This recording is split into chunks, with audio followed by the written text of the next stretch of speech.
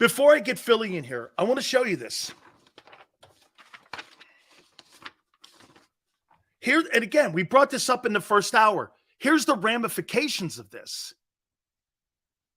615 or $6,150,000 this year is a cap hit. It's nothing. You could defer that. 24, 13 million. 25, 22 million. 26, 32 million. Just to show you what that means, in case people are going, well, what does all that mean? Okay, true. This year, Howie Roseman has $18 million to go and get Budda Baker or Devin White. 24, he'll have $45 million. These are all estimates on cap and the cap moving up. 25, $90 million. And in 2026, he'll have $130 million in cap space with a quarterback he just gave $255 million to. Let's get our guy, Philly.500, in here. Boy, you warned me about this guy. You know, I've been saying this, Philly, for the entire time that you sign Hurts to this contract, that it is going to wreck the roster. At the end of the day, the owner went, well, let's give him more upfront money so those cap numbers will not devastate the roster. Do we believe this is about believing in the kid, isn't it? Yeah, well, I think so. Yeah, definitely. Howie Roseman, this is what he does, man. This is Howie Roseman at his best. We call it calculating the calculations. That's what my man does. And I'm not surprised that the way it was structured was going to help the Eagles. I'm not surprised the extension, kicks in next year. I'm just surprised that they set it up in a way where 3-4 years down the road, it's very, very manageable. That was what was so tremendous about it. I think the golden nugget in this whole thing that people aren't underlining enough, they gave him a no trade. And Philly, to me, look, Jalen, you're not going to get a $230 million guaranteed contract like the guy in Cleveland. You're just not. However, this is the first time in Philadelphia Eagle history that they gave a guy this type of money and his freedom, Philly, to dictate his future. They have no control over the player anymore. That's incredible on what they see in this guy. I think it's a testament to all parties. Yeah, I definitely think it's a testament to all parties. Just think about how quiet the whole contract negotiation was. It was quiet. It was smooth. No, we weren't getting any updates. We weren't getting guys on Twitter. You didn't see Jalen Hurts frustrated tweeting, anything like that. It was quiet and it was well done. And a lot of it has to do, of course, with the owner, with Howie Roseman, but a lot of it has to do with Jalen Hurts, because Jalen Hurts wants to win. I think we talked about this last week when I was on your show. You look at guys like Mahomes, Tom Brady. These were guys that knowingly set it up, were smart enough to set up their contracts enough in a way in which the team can continue to be good every year. Jalen Hurts obviously wants to win, Big Sills. He wants to win. I'm going to do something. Be prepared here. Dual threat. Guy went under the knife in February. Now, it was to clean up an injury he had at Alabama. 2 years in a row, he's had surgery. Isn't this even more of a conversation to get Bijan in the room, that you have put that kind of money behind him, that kind of faith behind him? There's really only two players that can help him this year win a Super Bowl. Paris Johnson, who's in town today. Yep. And Bijan Robinson. Now, Carter and Anderson can help you. I doubt they'll be around. Right. But why the pushback, you think, with those two guys? Why would people – I don't know so much the pushback on an OT or an OG at 10.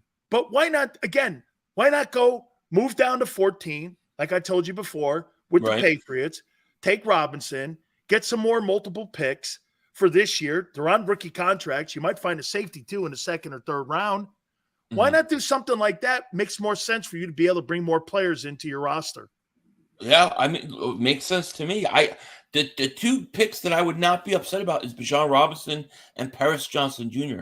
Those are, to me, I think after the contract that we just saw signed, I think, like you said, I think it's more important to keep building around Jalen Hurts. You want stable pieces all over the place around him, okay? He's your franchise quarterback. And I think with Carter gone and Anderson gone, I don't know why you wouldn't go offense. I really think they're going to go offense early in this draft. Jeffrey Lurie has said it's their bread and butter. So why would he change things up now? It just makes sense.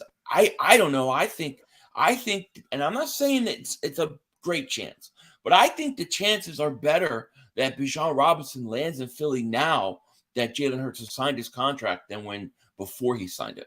And look, to all your tea leaves, they looked at McCaffrey. Mm-hmm. The kid has now had surgery again. Yeah. You're paying all that money. And like Yale just said, and like you've been saying for weeks now, this is a win now deal. The contract that he signed is a win now deal. Right. Because most of the money's over the next 3 years. Right. It's right. I mean, yeah. What does a guard, what does a safety or a corner do for you 3 years from now? Nothing. We need to win today. Take advantage of that O-line. I agree. Well, and that's the thing with like Bijan. To me, he gives you the best of both worlds, doesn't he? Because he's one, ready to play day one, comes in. That's an upgrade at the position. You will have a better core running backs adding Bijan Robinson than you did last year. So you become better, and he starts right away. He helps Jalen Hurts right away, and he's controlled by the contract, the rookie contract, for 5 years. That's the length of Jalen Hurts' contract, is it not? And then you've got Devontae Smith coming up in 2024. You're going to have A.J. Brown. You have the flexibility to do that. I see Bijan Robinson not just win now. He's for the future. He's for right now. To me, it's the most I don't know. It's just the most logical piece you can get. I want to throw this at you here too, to your point about winning now and what Roseman has done. And by the way, I finally agree with everybody. Keeping Howie Roseman was more important than keeping Doug Peterson. Yeah. Don't you agree now? After all this has been done. Absolutely. Again, and look, nobody's throwing shade on Doug. Nope. But Doug gets the pieces to coach. This guy goes out and finds the chess pieces to go on the chessboard, not checker pieces to go on the chessboard. Right. He puts them all in place here, and he does it strategically where, get this, he puts a premium on edge rushers, wide receivers, tight ends, tackles, no safeties, no big contracts for tackles. The linebackers, I'm talking DTs. Yeah. This guy's got a formula, doesn't it? He's unpredictable, but he's unpredictable on what he will do, but there is some sort of method to his madness here, is there not? No, I think there's method to his madness, but like, any smart person is going to be able to pivot and adjust in certain circumstances. They recognize opportunity, and I think he does that. So yeah, he has a formula. He has a way he's going to normally do things, but that's not to say that if an opportunity does not present itself, he doesn't jump on it. I think the perfect example is A.J. Brown last year. It was thought that the Eagles never would trade a first-round pick for a veteran wide receiver who they're going to have to give over $20 million to, and they did exactly that. So he's shown before that he will pivot and he will do things if opportunity presents itself. Listen to these Daniel Jones numbers. 20. I mean, compared to Jalen. Jalen's $6 million, 23. Jones, $21 million. Jones in 24, $45 million. Hurts 13.4. 2025. Hurts 21. Jones 41. Jones 26. $57 million. Hurts 31.2. I mean, dude. I mean, so wait a minute. Daniel Jones is going to make more money than Jalen Hurts. Yeah. And I mean, look, my problem with the contract was this. Then I started thinking about it in the show as we were doing it. Man, 15 ball games to give a guy 255. But then I started thinking about these numbers. I wouldn't give Jalen Hurts that contract that Jones has because it kills the cap. I would give Jalen this contract. And don't you think now the reward is the no trade because he did give him this? Maybe, yeah. I'm sure that's part of it. That's a deal that He's Jalen actually Hurts making $5 million less than Kyler Murray per year. Wow, that's crazy. That's crazy. Listen, you only get to this kind of contract because of Jalen Hurts' willingness to take less and structure it in a way in which you're going to be able to put players around him for years. The kid obviously wants to win, and that's really what I take out of it. They said that this kid was high character, great leader, everything, and all the intangibles we talk about with Jalen Hurts. I think it was evident on the way this contract played out. I mean, it's just another thing that I'm more impressed about with him. Definitely. Dak Prescott cap hit next year, $75 million. Hey, look, dude, I don't believe he's a Cowboy next year. Really? I hope if he goes somewhere else, I hope he goes and he kills it. And he's unbelievable. Like Washington? Well, not Washington, but let's say like I don't know. The Jets. The Jets. He could go to the Jets and be great. Well, whatever tortures Dallas more, I'm all for. And I know this contract's got to torture them. It's got to torture Jerry Jones. What is he, 4,000 years old? $49 million this year in base, 75 cap hit next year. Yeah, it's crazy. And now, one question though. Jalen's got to win the Super Bowl now to validate this contract, don't you think? Yeah, I think that goes for any quarterback, right? That signs an extension like that. Once a quarterback is really branded the franchise quarterback, I think that's what you're paying them for, obviously. So I don't think that's like a pressure that just Jalen Hurts has. I think every quarterback that gets an extension has that same pressure. Herbert's going to have it. Burrow's going to have it. Josh Allen has it. Mahomes has it. Well, he's delivered, but you know what I'm saying? Like, I think once you sign, I think that's just the way it is. So let me put this out there to you. Do you think the Spanoses and Justin Herbert's people, you think that goes smooth or rough? I don't know. That's a great question because didn't they say, I thought I heard you say this earlier, that Lamar Jackson had a similar deal on the table. He doesn't want it. It was $53 million, $262 million for Lamar and 53 base. I think it was like $185 million in guarantees, and he turned it down. He wants $230 guaranteed. Yeah, so it's going to be interesting. I'm not sure how the players are going to take it. I mean, Jalen Hurts still making a lot of money. I think he's getting $64 million between what he got signing bonus this year and then next year. So he's getting a lot of upfront money, but the way it's structured is definitely awesome for the Eagles. Here's Hurts, right? Here's what the number is: 64.3 over the next two, and over the next three, he's going to have 106.305. So he's going to basically make about $170 million over the next 3 years of the 255. So because $75 million of it is not in guarantees. I'll play for the Eagles on one of those $1 million right this second. I don't care. I'll play right now. You think that Joe Burrow contract negotiation goes smooth? For the Bengals? When has a contract negotiation for the Bengals ever gone smooth? Do you remember Carson? Do you remember Carson Palmer's deal? Yeah. They didn't want to give him $300,000, so they sent him to the Raiders. Yeah. So I don't think Burrow's contract's going to go smooth at all. No. Okay. Are you okay with giving a guy $51 million, only seeing him play for 15 ball games? Yes. Why? I because you have no choice. If this guy took you to the Super Bowl, right? So we know it's in there. I think that if you were to risk it, and the risk of him going out and doing it again next year, I think is very, very high. I think Jalen Hurts is going to go have at least a very similar season to what he did last year. So it would just cost you more. Imagine all those quarterbacks that are going to sign between now and next year. It's just going to cost you more. I think it's a calculated risk, and I think the Eagles had no choice. I think you have to do it. You think the restructuring of Jordan Mailata has something to do with Budda Baker? Possibly. I think Howie's got something up his sleeve. I'm not sure if it's Budda Baker, but I mean, see, here's How my about thing. that? Devin White or Budda Baker? Who helps you more? I think Budda Baker helps you more. Yeah, because he goes in the middle of your corners. Yeah, and the Eagles value safety more than they value linebacker. It's just the way it is.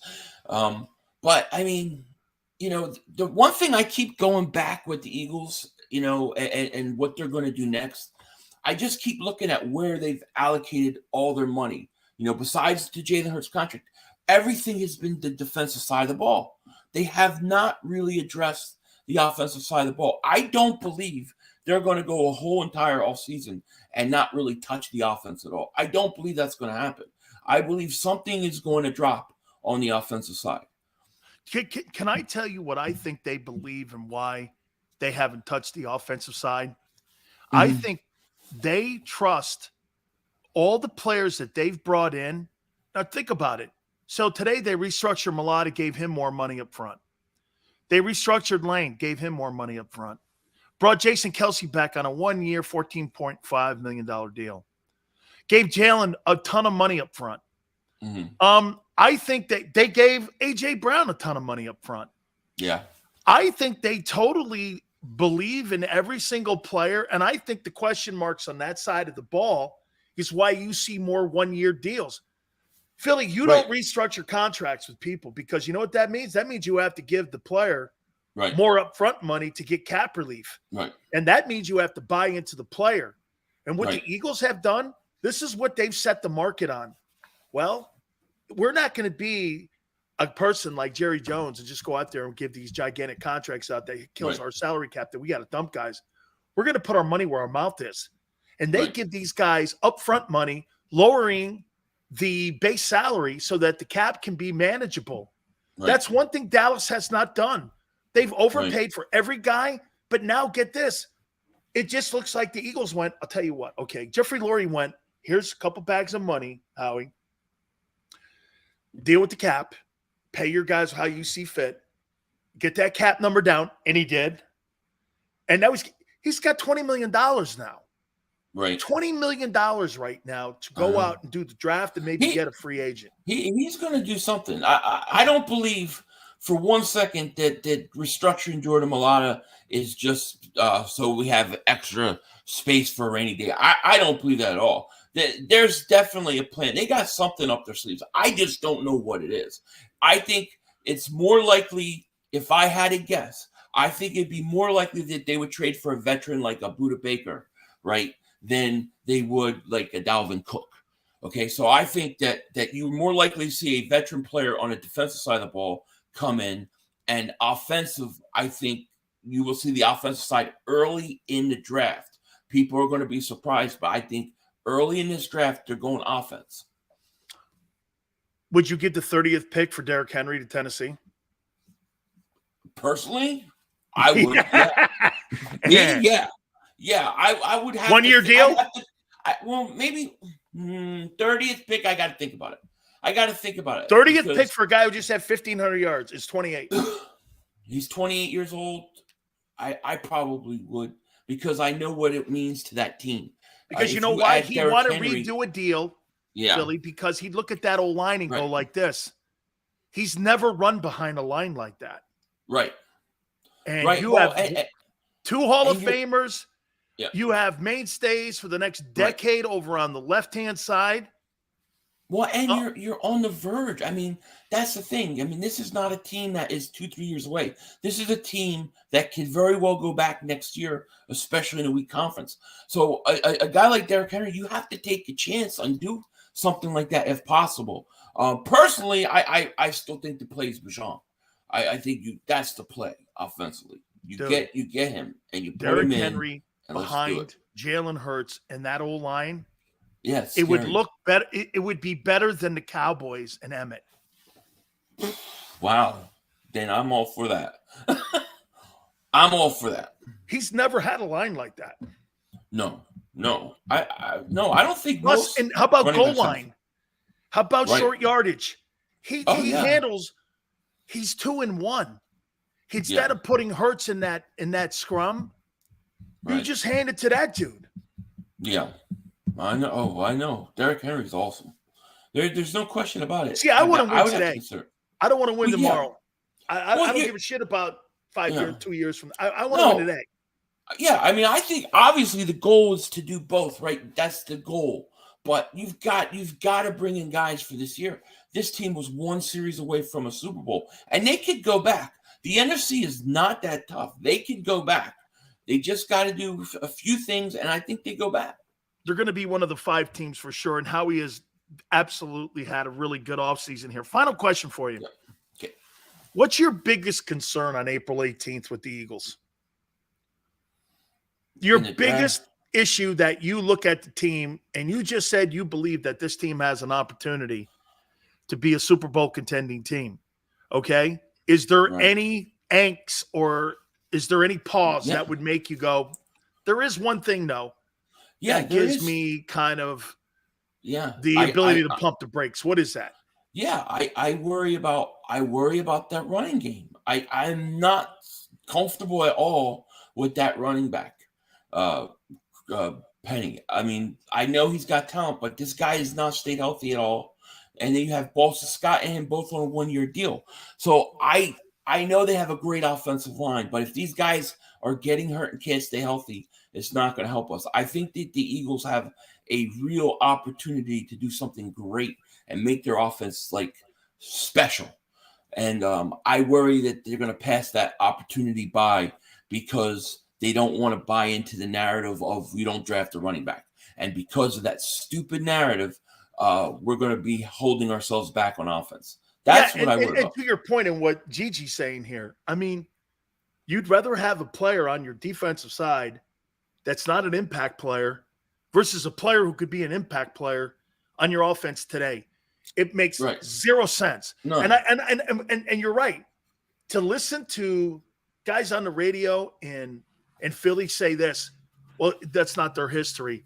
That's not what they do. Well, they don't usually trade first-round picks away for veteran wide receivers either. Right. They don't usually give – look at the things that they've done in the last 2 years, Philly. Well, they usually don't give non-trade clauses to players. They don't usually trade first-round picks for veteran wide receivers.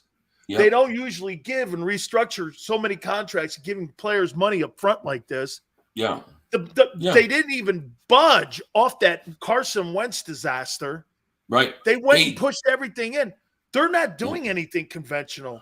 So to sit there and say that the Eagles are doing things conventionally, this is not their history.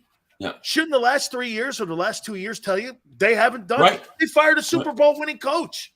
3 years ago. Yeah.